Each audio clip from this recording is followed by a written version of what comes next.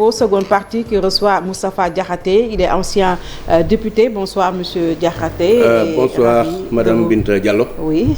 Alors, la première question qu'on voudrait que vous nous donniez votre avis, c'est le parrainage au législatif. C'est une première, justement. Quel est votre point de vue sur cette décision? Oui, pour les législatifs, c'est une première. Mais pour des élections, le parrainage, ce n'est pas une première au Sénégal. Oui. Vous savez que déjà en 1963, Absolument. il y avait un parrainage. Oui. Mais à l'époque, c'est l'élection présidentielle et les parrains, c'était des députés. Oui. Et ça même avait provoqué des manifestations à Dakar. Et 40 Sénégalais ont été tués à l'époque. Ensuite, en 1992, on a aussi introduit le parrainage dans le code électoral, mais cette fois, ça concerne seulement les candidats indépendants. C'est tout récemment, donc après les locales de... À qui on demandait 10 000 signatures. Oui, les locales de 2014 oui. Et les législatives de 2017 qui ont connu un taux exponentiel de listes, oui. Que l'idée de créer un filtre à travers le parrainage a été mis en place. Maintenant, mon problème c'est que le Sénégal est un pays membre de la CEDEAO. Oui. Le Sénégal est signataire de l'acte fondateur de la CEDEAO. Le Sénégal est membre de la Haute Cour de justice de la CEDEAO. Et de mon point de vue, un état de droit communautaire, c'est un état qui se plie aux décisions, notamment aux décisions judiciaires de la Cour. Et effectivement... Qu'est-ce que la Cour a dit Mais la Cour a demandé au Sénégal de revoir le système de parrainage. Alors moi, à mon avis, l'État du Sénégal doit se plier à cette décision de la justice. Parce que quand même, de la Cour de la justice. Parce que c'est ça aussi. Ça participe à la crédibilisation de l'État du Sénégal. Parce que nous sommes membres de la CEDEAO. De mon point de vue, nous devons nous plier aux normes de la CEDEAO. Dans la mesure où les normes de la CEDEAO, c'est des dispositions constitutionnelles communautaires que le Sénégal doit respecter. Donc, à mon avis, avant qu'on aille au législatif... Le Sénégal ne l'a jamais respecté au nom de sa souveraineté judiciaire. Non, il ne peut pas y avoir de souveraineté judiciaire parce que le Sénégal a transféré beaucoup de ses souverainetés à la CEDEAO et à l'UEMOA. De mon point de vue, vraiment, le prétexte de souveraineté judiciaire ne tient pas la route. Je crois que le Sénégal est dans la faute. Le Sénégal est dans l'illégalité en ne respectant pas la vérité judiciaire communautaire. Et la vérité judiciaire communautaire, c'est qu'il fallait, en tout cas, soit supprimer ou bien revoir le système de parrainage. Maintenant, mon problème, c'est que l'addition de la CEDEAO, quand même, comporte un certain nombre de hiatus. Parce que, quand même, quand la Cour dit que le parrainage remet en cause le secret du vote, mais c'est tout à fait faux.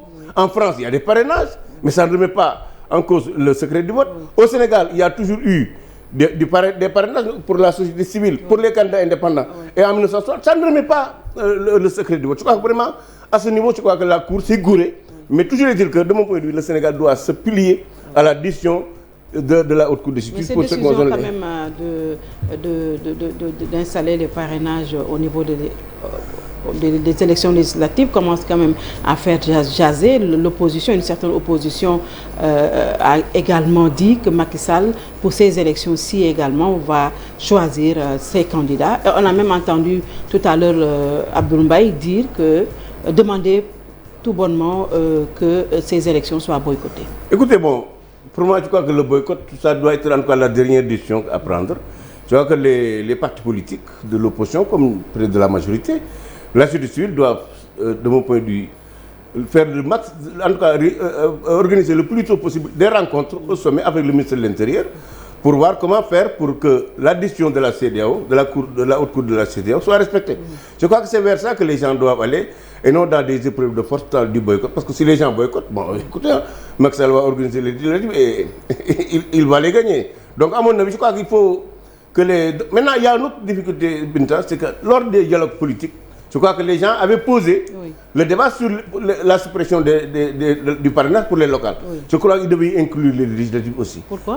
Non, ils devaient inclure parce que si on avait inclus les législatives... C'est pas une bonne chose, le parrainage. Non, d'accord, le parrainage a été supprimé pour les locales. Or, le parrainage a été retenu pour les locales. Oui.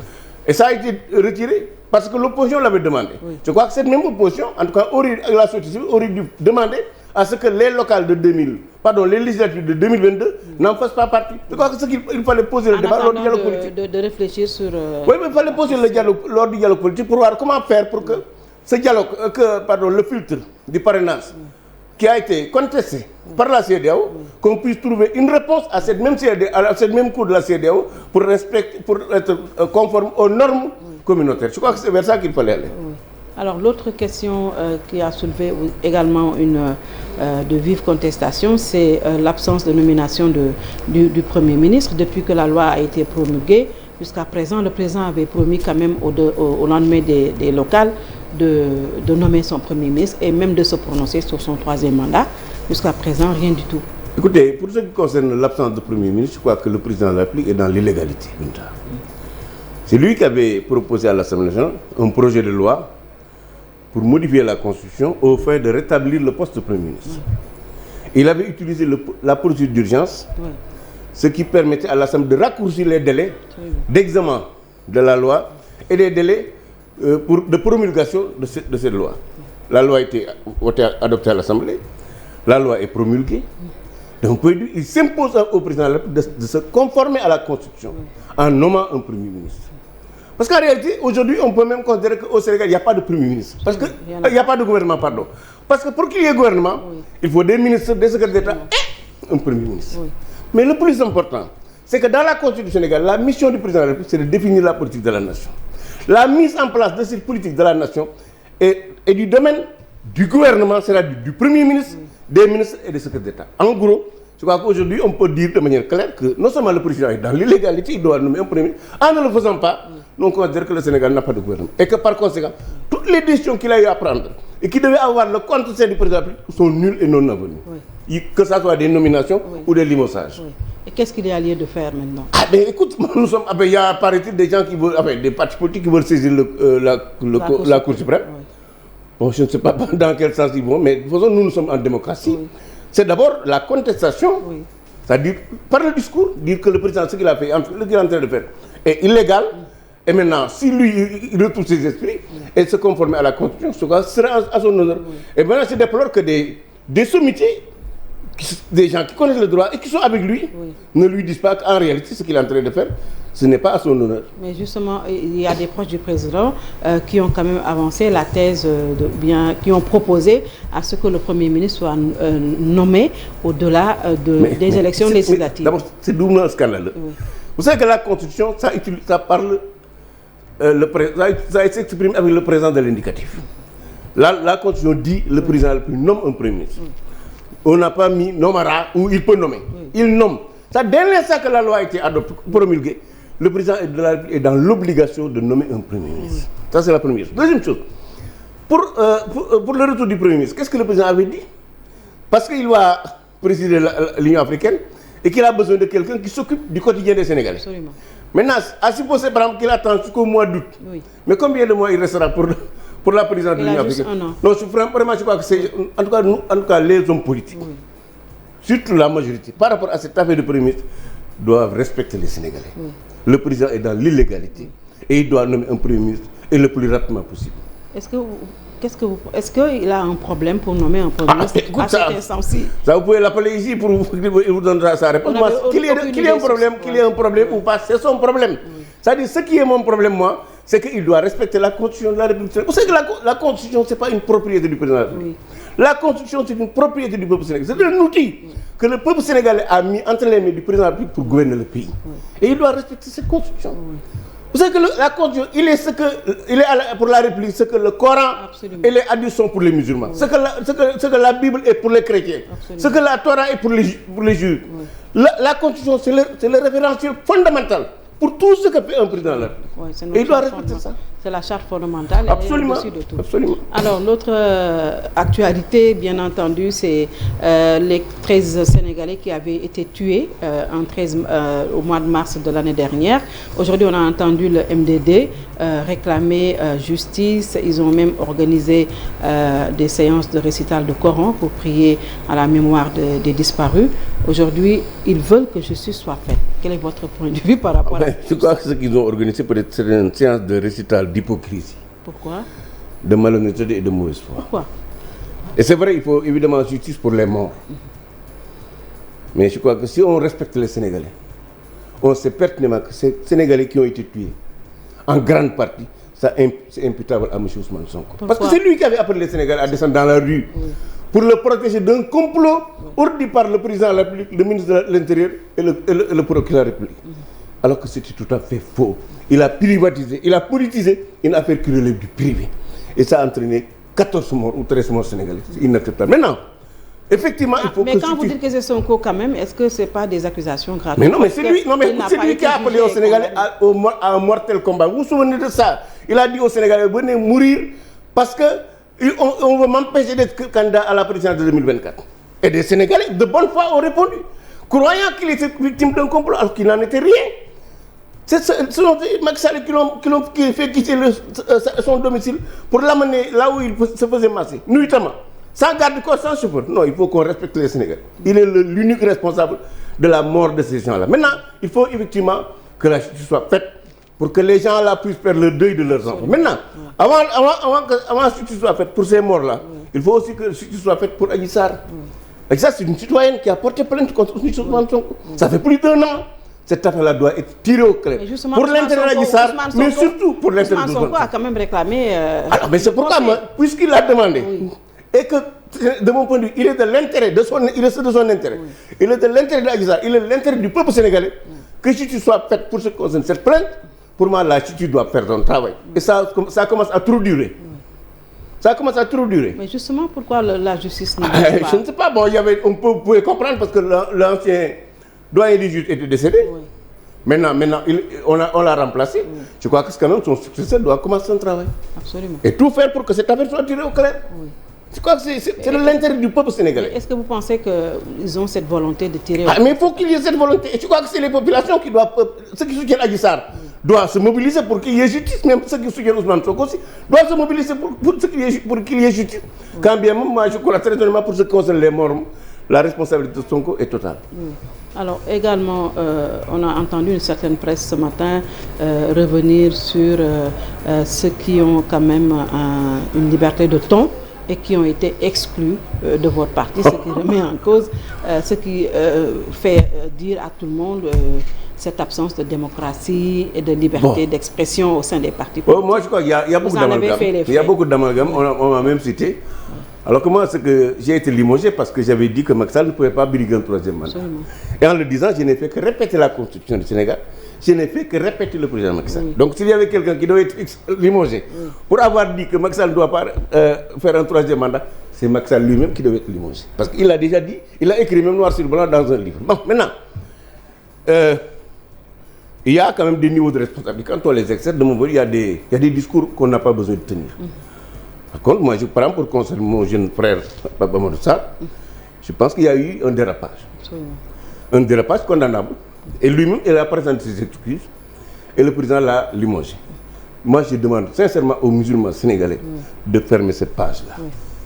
Parce que quand quelqu'un s'excuse, c'est qu'il a reconnu sa faute. Et je crois que c'est un acte de grandeur. Maintenant, il faut que, de mon point de vue, que les musulmans sénégalais aussi apprennent à pardonner. Au moins à essayer d'avoir l'attitude du musulman. Il a demandé pardon, je crois qu'il faut qu'on le pardonne. En tout cas, moi, personnellement, je l'ai pardonné. Il a été limogé, maintenant, il en tirera les conséquences. Mesure excessive pour vous? Non, pas excessive, pas excessive. Je crois vraiment, moi je l'ai écouté.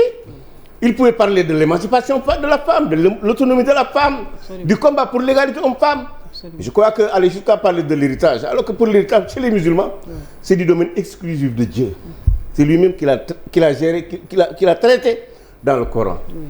Personne ne peut y ajouter ou y enlever quoi que ce soit. Pour les musulmans, maintenant au Sénégal, on n'a pas ce problème. Le musulman qui va être hérité selon les normes du Coran, il peut le faire, mais celui qui ne veut pas, il y a la loi ordinaire qu'on peut utiliser. Donc vraiment, je crois que ce discours n'est pas lié. Maintenant, il s'est trompé, il s'est excusé. Mais pardon, tournons la page et parlons d'autre chose. Parce qu'aussi, il y a trop de dérapages verbaux dans ce pays. Bon, écoute, vous savez que les dérapages, si interdit par la loi, de mon point de vue, c'est la loi qui doit sanctionner. Parce qu'il faut qu'on évite de ne pas tomber dans le piège de délit d'opinion. Parce que dans une démocratie, il ne peut pas y avoir délit d'opinion. Mais on ne peut pas tout dire aussi n'importe comment. Absolument, on ne peut pas tout dire. C'est-à-dire que notre liberté d'expression serait là où nous blessons quelqu'un. Absolument. Les questions de religion, ça blesse. Les questions d'ethnie, les questions de région. Absolument. Ça, je crois qu'il ne faut pas utiliser. Ça, il faut pas, on peut critiquer une idée. Absolument. Mais il faut éviter de critiquer une personne, mais surtout sa foi. On avait entendu quelqu'un dire que les Diaz ne seront jamais élus dans ce pays. Oui, mais c'est irresponsable. C'est irresponsable. Vous savez que le Sénégal appartient à tout Sénégalais qui a sa carte nationale d'identité. Le Sénégal n'appartient pas aux mourides, n'appartient pas aux tidianes, n'appartient pas aux catholiques.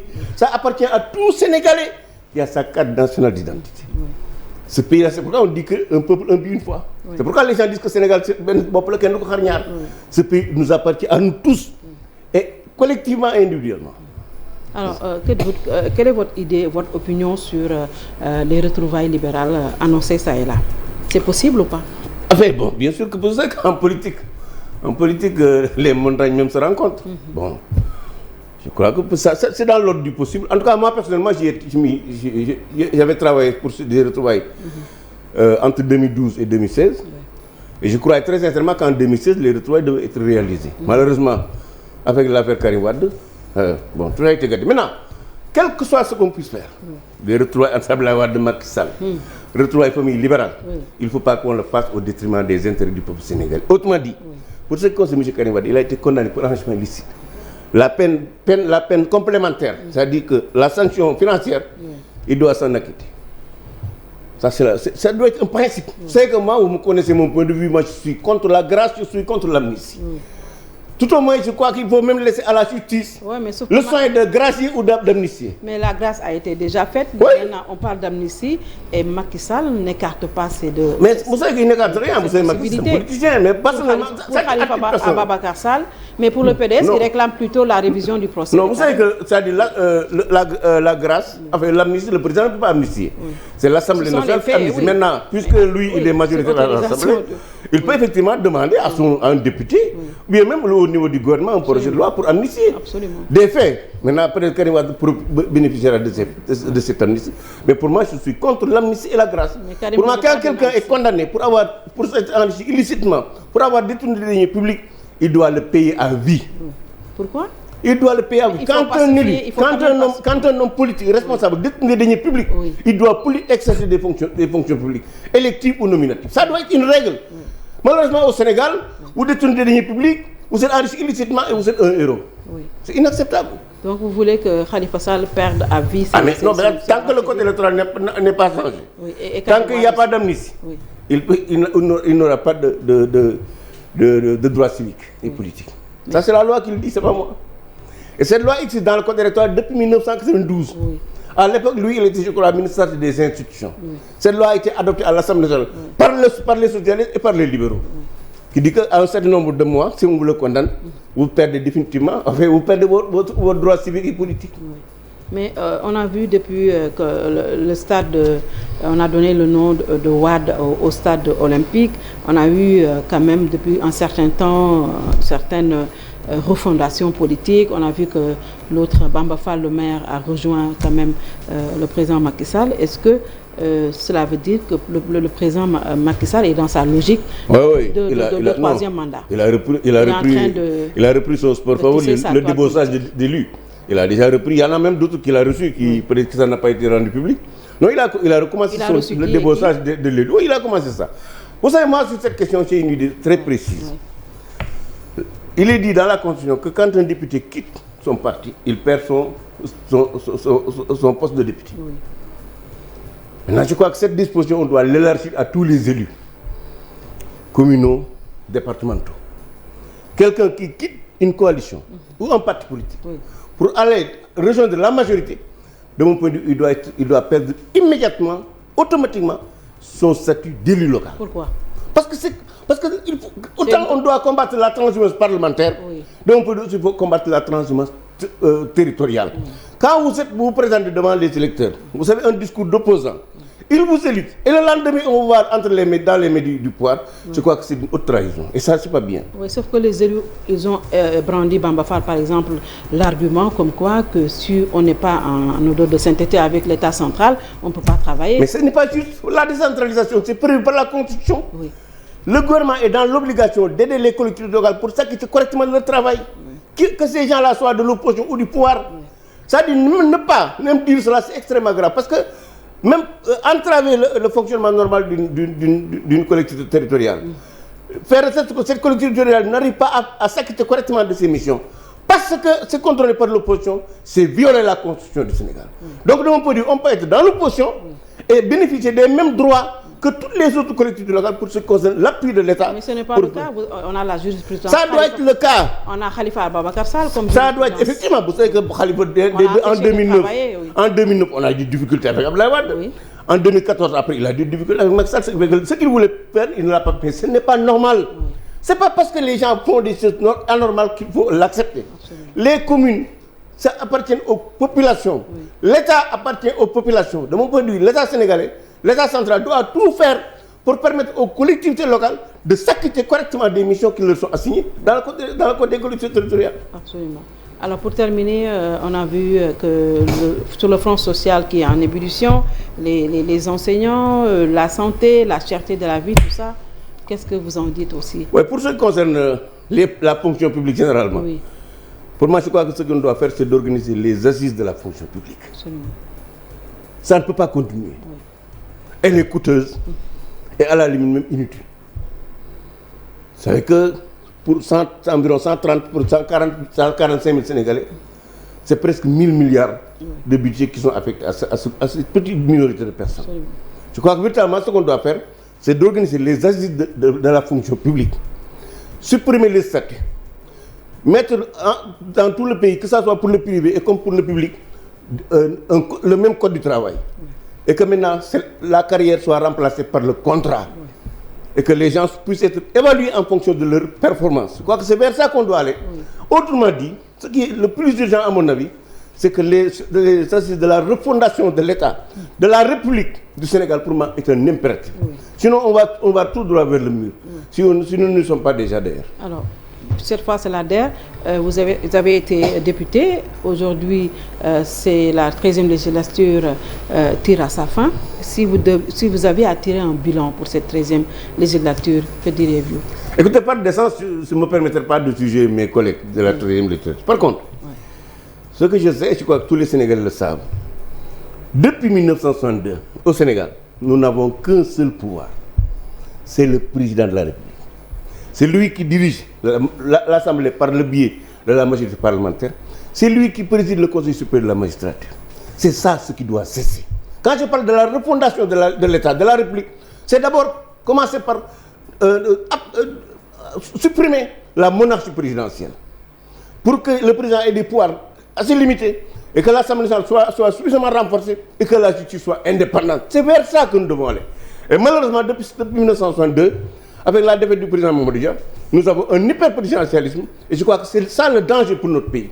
Le député ne peut pas faire correctement le travail, tout comme même peut-être la magistrature. Et pour y mettre un terme, pour moi, l'urgence c'est la refondation de l'État sénégalais.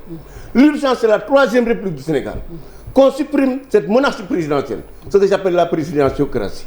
Une seule personne qui a tous les pouvoirs, c'est inacceptable dans une démocratie. Parce que la démocratie c'est d'abord l'équilibre et la séparation du pouvoir. Au Sénégal, il n'y a pas d'équilibre, il n'y a pas de séparation du pouvoir. Nous ne sommes pas en république, encore moins en démocratie. Vous savez ce que vous dites parce que vous avez été président du groupe parlementaire Benno Bokk Yakaar. On ne vous avait pas entendu à l'époque dénoncer ce je regrette. Ça, je l'ai toujours dit. Quand je dis que l'Assemblée nationale est une annexe du palais. Oui. Ça, à l'époque, j'étais président du groupe quand je le disais, Binta. Vous l'avez... Quand je disais que l'Assemblée nationale est une annexe du palais, oui. J'étais président du groupe parlementaire. Parce que j'avais repris une critique des assises nationales sur l'Assemblée nationale.